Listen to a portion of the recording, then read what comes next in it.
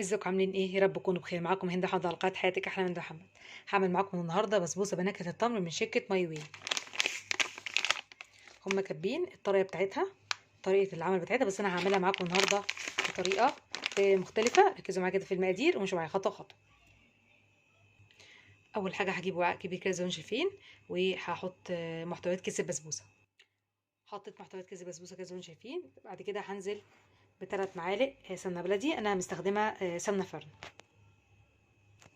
حطيت 3 معالق كبار سمنه بلدي زي ما انا قلت لكم بستخدم سمنه فرن. هبتدي بقى ايه، اقلب كله مع بعض كده لحد لما كل خليط البسبوسه يتغلف ايه بالسمنه. قلبت كله مع بعض زي ما انتم شايفين. بصوا، كل خليط البسبوسه يتغلف بالسمنه اهو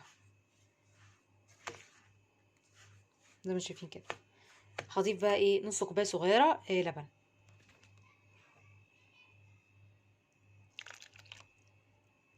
واقلب كله مع بعضه. وبعد كده هضيف كوبايه صغيره من الزبادي، سواء خالي الدسم او كامل الدسم. انا مستخدمه زبادي جهينه كامل الدسم. ضفت الزبادي، هقلب كله مع بعضه. قلبت كله مع بعض زي ما شايفين. ده القوام اللي انا عايزاه بتاع الخليط. بصوا، ده القوام اللي انا عايزاه لخليط البسبوسه. بعد كده بقى ايه، هضيف 10 تمرات متقطعين قطع، وده اختياري. تمام، 10 تمرات وسط مفصصاهم مقطعهم قطع، وده اختياري.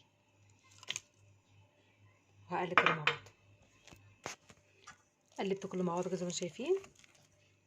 بعد كده بقى هجيب صينيه مقاس 24. تمام، هدهنها بمعلقه صغيره سمنه، وبعد كده هحط معلقه صغيره طحينه.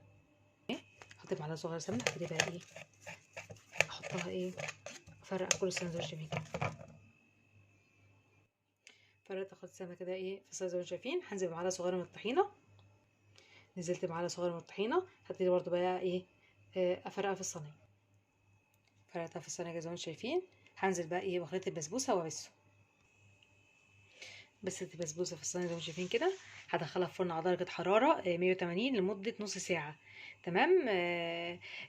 لازم الفرن يا جماعه تكونوا مولعينه قبلها. دي حاجه التانية. ماشي.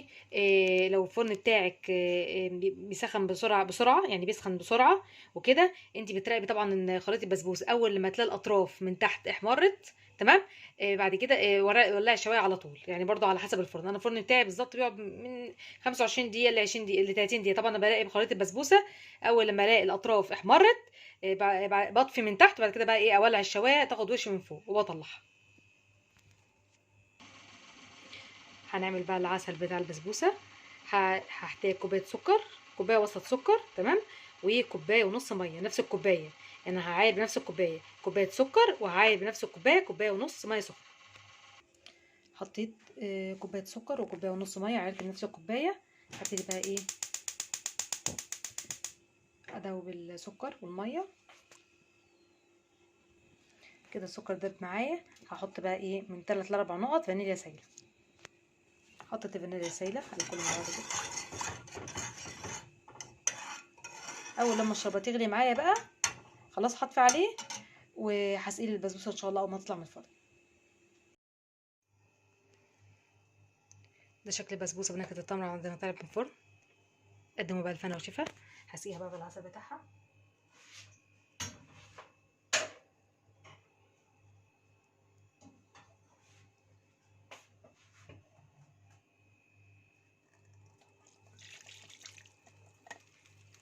بصوا شربت العسل على طول ازاي. اول لما تطلع لازم نسقيها على طول.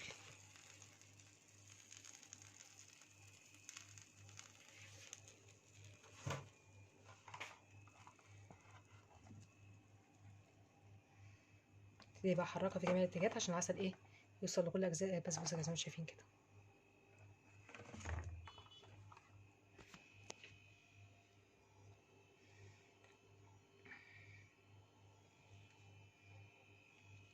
وبعد كده بقى ايه اغطيها شويه. بعد كده بقى ايه اقطعها واقدمها.